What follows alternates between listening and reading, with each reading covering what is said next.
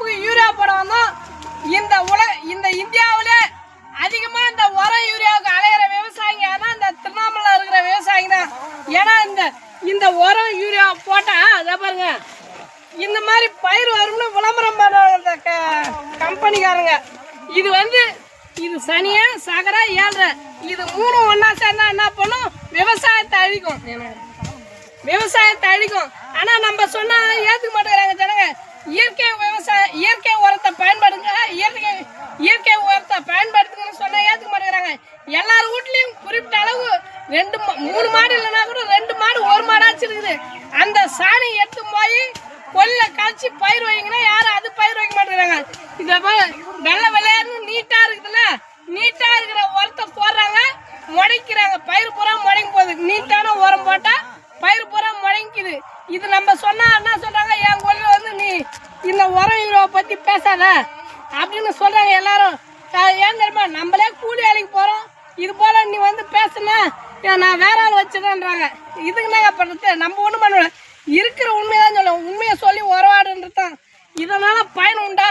1 ஏக்கராவுக்கு கரும்பு நட்டா கரும்பு நடுறதுக்கு ஏக்கராவுக்கு 9,000 ரூபாய் 10,000 ரூபாய் வாங்குறாங்க. இது கரும்பு 1 டன் வாங்குறதுக்கு 2,500 ரூபாய் 3,000 ரூபாய் 1 டன் கரும்பு. 1 ஏக்கராவுக்கு 3 டன் கரும்பு 4 டன் கரும்பு போடுவாங்க. அது ஒரு 4 டன்னு, அது ஒரு 12,000, இது ஒரு 30,000. கரும்பு நடுறதுக்கே 30,000 ஆச்சு. அப்புறம் இந்த உரம் போகிறதுக்கு ஒரு வாட்டி உரம் போட 10,000 ரூபாய் ஆகுது. 1 ஏக்கராவுக்கு 10,000 ரூபாய் ஆகுது. 3 வாட்டி இது போல உரம் போட்டால் தான் கரும்பு வெட்ட முடியும். ஒரு வாட்டிக்கு 10,000னா அது 30, அது ஒரு 30. இதில் கால் ஓட்டுற இது சின்ன வேலை, அது ஒரு 5,000 6,000 ஆகுது.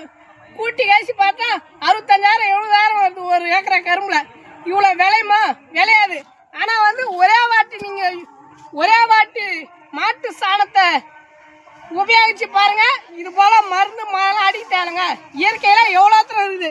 இதில் இருக்கிற நைட்ரஜன், ஹைட்ரஜன், கார்போஹைட்ரேட் எல்லாமே காற்றுலேயே இருக்குது, சாணிலே இருக்குது, மாட்டு சாணிலே இருக்குது. ஆனால் அதை யாரும் உபயோகப்படுத்த மாட்டேங்கிறாங்க.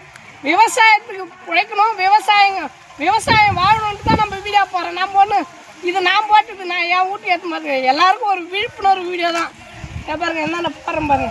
என்ன பண்ணிட்டு அவங்க கொலிகாரன் கொடுக்கத்தான் நம்ம செய்ய முடியும். நம்ம போட வேணாலும் சொல்ல முடியும். அது போல கொலிகார வாங்கி போட்டு காசு கொடுக்க நீ போடுற அப்படின்னு நாங்கள் போட்டு தான் பாருங்க.